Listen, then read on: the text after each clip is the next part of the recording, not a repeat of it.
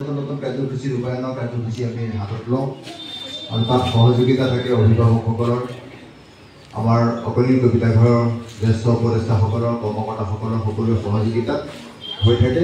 এটা উদ্দেশ্য থাকে যে অকণিসকলৰ সৰ্বাংগীন উন্নতি আৰু অকণি কবিতাঘৰৰ প্ৰয়াস সৰ্বতোপ্ৰকাৰৰ উন্নতি সাধন কৰি যাতে জীৱনটো মনোময় কৰিব পাৰে, ভাল মানুহ হ'ব পাৰে, তাৰ কাৰণে অহৰহ চেষ্টা কৰি থকা হৈছে।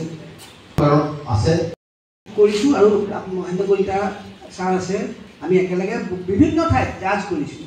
কিন্তু কবিতা আবৃত্তিৰ পৰিৱেশ আমি যেনেকৈ দেখিছোঁ যে এজন আহিল, কোনোবা এটা কবিতা সদায় মুখস্থ আছে, সেই কবিতাটোকে আবৃত্তি কৰে আৰু সেইটোকে কৰি প্ৰত্যেকবাৰতে পুৰস্কাৰ লৈ আছে। কিন্তু আজি কবিতা আবৃত্তি প্ৰতিযোগিতাটো এটা ব্যতিক্ৰম। আমি ব্যতিক্ৰমখিনি কৰিবৰ কাৰণে আমি অশেষ কষ্ট কৰিছে অকণি কবিতাঘৰৰ উদ্যোক্তাসকলে। প্ৰশিক্ষণ দিয়া হৈছে। জুলাই মাহৰ 1 তাৰিখৰ পৰা 31 আগষ্টলৈকে প্ৰশিক্ষণ দিয়া হৈছে। সেই প্ৰশিক্ষণপ্ৰাপ্ত ল'ৰা ছোৱালীখিনিয়ে যিখিনি সাহস কৰিছে, আমি কাকো মানা কৰা নাই তোমালোক যাব নালাগে বুলি, কিছুমানে সাহস নকৰি ভয়তে অহা নাই, সেইটো বেলেগ কথা। ইয়াৰ পিছত আহিব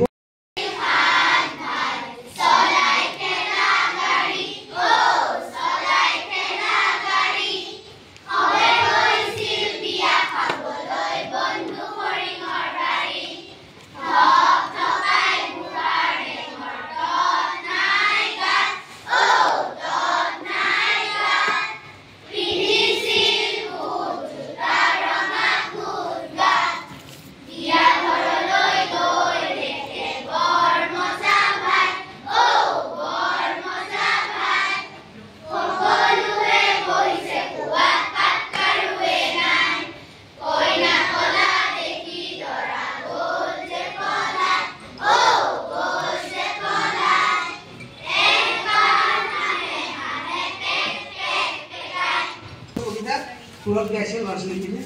ইয়াৰ পিছতে আমাৰ কবিতা আবৃত্তি প্ৰতিযোগিতালৈকে আমি চিনাকি হওঁ। প্ৰথমে আমি মাতিছোঁ জোঙাল বলৌ শাখাৰ দলটো। নমস্কাৰ, মোৰ নাম শ্ৰী আকাংক্ষী দাস। নমস্কাৰ, মোৰ নাম শ্ৰী ৰাতুল বৰা। কবিতাটোৰ নাম কবিতাটা আবৃত্তি কৰিম। কবিতাৰ শিৰোনাম দীঘলী আৰু গড়। কবি অৱনী কুমাৰ শইকীয়া।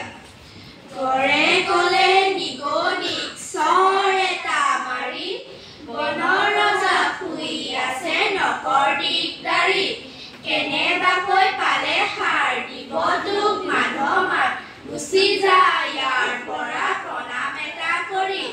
গড় কপুৰাৰ কথা শিৰোনাম বেঙৰ আছিল হাত ভাত। বেঙৰ আছিল হাত ভাত, চলাই ঠেলা গাড়ী, চলাই ঠেলা গাড়ী, সবে গৈছিল বিয়া খাবলৈ বন্ধু হৰিঙৰ বাৰী, থপ থপাই বুঢ়াৰ বেঙৰ তত নাই গাত। মই এটা কবিতা আবৃত্তি কৰিবলৈ লৈছোঁ। কবিতাৰ শিৰোনাম ভেবেলাৰ ভোক।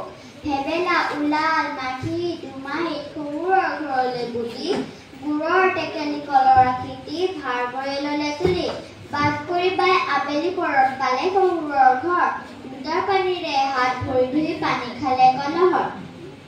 শহুৰ শাহুলৈ সেৱতী জনাই বহে পেৰাখনি পাৰি, ঘৰৰ খবৰ খেতিৰ ফচল কলে আতি কৰি মাৰি, আধে বেঠে দিলে প্ৰিয়াংশী মেধি।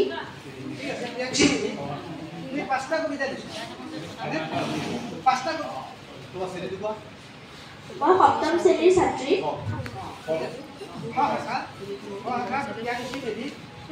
তোমাৰ 5টা কবিতা মুখস্থ আছেনে? আছে। কি কোৱাচোন নামকেইটা?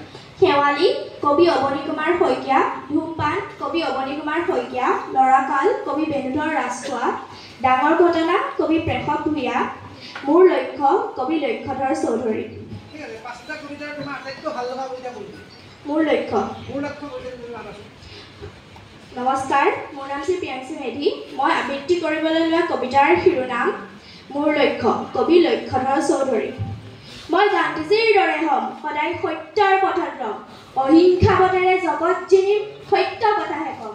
মই গান্ধীজীৰ দৰে হ'ম, মই হ'ম জৱাহৰলাল, পৰাধীনতাৰ সাগৰ সাঁতুৰি তৰিম। ইপ্সিতা ডেকা, মই 3য় শ্ৰেণীৰ ছাত্ৰী। আজি মই এটি কবিতা আবৃত্তি কৰিম। কবিতাৰ শিৰোনাম প্ৰচণ্ড ধুমুহাই প্ৰশ্ন কৰিলে মোক। কবি সুধা ভূপেন হাজৰিকা। প্ৰচণ্ড ধুমুহাই প্ৰশ্ন কৰিলে মোক, তোমাৰ প্ৰাপ্য কি কোৱা?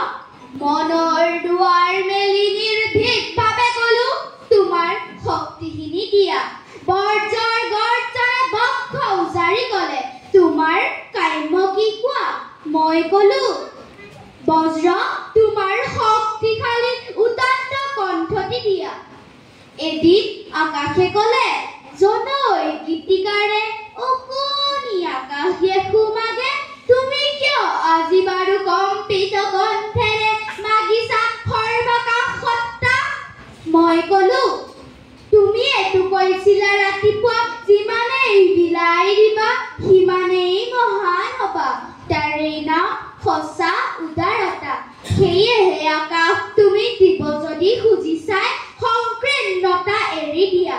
অৱদান ৰূপে তোমাৰ পূৰ্ণ বিশালতা দিয়া যদি আজিয়েই দিয়া। সুজলা সুফলা শস্য শ্যামলা নানা জাতিৰ উপজাতিৰ দেশ এই দেশ মোৰ দেশ। নৰিয়াগাৰে যুদ্ধলৈ গৈ দেশতকৈ মোমাই ডাঙৰ নহয় বুলি কোৱা বীৰ লাচিতৰ দেশ এই দেশ মোৰ দেশ। স্বাৰ্থৰ লোভত শত্ৰুৰ হাতত মাতৃভূমিক যা যাবলৈ দিয়া বদন বৰফুকনৰ দেশ এই দেশ মোৰ দেশ। এৰাতিৰ ভিতৰতে পাজি কাটি কবচ হৈ পুতেকক যুদ্ধলৈ পঠোৱা কাজী শিপিনীৰ দেশ এই দেশ মোৰ দেশ। দবা ফুলবোৰে হালি জালি নাচে বতাহত ধুমুৰা গুণগুণা ফুলৰ বাহিৰ পৰে মৌ মাখিয়ে গুণগুণাই মৌপান কৰে। ৰঙা নীলা হালধীয়া আৰু টেঙনীয়া ফুলবোৰ কিয় বাৰু বাৰে বৰণীয়া। শিৱসাগৰৰ বৰপুখুৰীত লাগিল হঠাতে জুই। চাওঁতে চাওঁতে পুখুৰীৰ পানী জুয়ে ধৰিলে ছাতি। এন্ধাৰ হৈ গ'ল গোটেই নগৰ নুমাল বিজুলী বাতি। ভালেমান মাছ গছলৈ উঠিল বহুত পৰিলে জুয়ে। বহুত অগ্নিক খালৈত ভৰালে যিয়ে য'তে পালে সেয়ে। নগৰৰ মানুহে মৰা নৱাৰ পৰা পেট্ৰল আনিলে খুজি। সেয়া ঢালিহে জুই নুমুৱালে এদিন ৰাতি খুজি। তাহানি এদিন যাচিলা নিজৰ শিৰ দেশৰ কাৰণে মুক্তিৰ হকে অন্যায় ৰোধী বীৰ। নৰ শুনিতেৰে কৰিলা আৰতি দেশৰ জয় শিৰ। দেশৰ কাৰণে শুনিলা এদিন মৃত্যুৰ আবাহন। জাতিৰ বুকুত জগাই তুলিলা দুৰ্মত যৌৱন। পচুৱা বিনাই যায় কাৰণে ধন্যবাদৰ পাত্ৰ। তোমালোক আটাই আমি মাত্ৰ সিন্ধুত বিন্দুহে। তোমালোক আমাতকৈ যথেষ্ট অভিজ্ঞ। আৰু কবিতা আবৃত্তিৰ এটা কথা আছে। কবিতা আবৃত্তিৰ বাবে মই দেখিছোঁ কবিতা নতুন প্ৰচেষ্টা অকণিৰ কবিতা ঘৰৰ এটা নতুন প্ৰচেষ্টা। এই প্ৰচেষ্টা অব্যাহত ৰাখক আৰু অতি সুন্দৰ হ'ব কিন্তু এঘেমীয়া নহয়।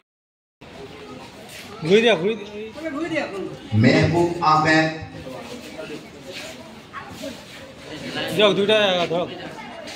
মেহবুব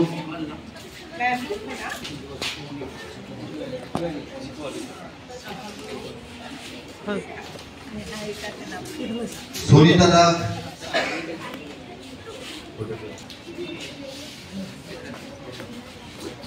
বিলাসা শৰ্মা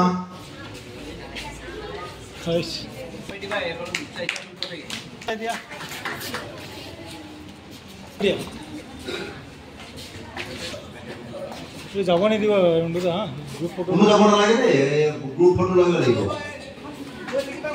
ৰিটিশ মামৰ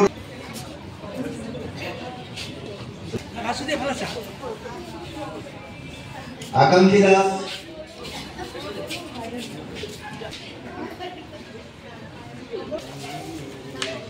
গায়ত্ৰী পাটৰ তিনজন আপনি ধৰো মহেন্দ্ৰ দা ধৰো কোনোবা আছে নেকি? আকাংক্ষী কোন? ইচিতা ডেকা তিনিজনকে সমানত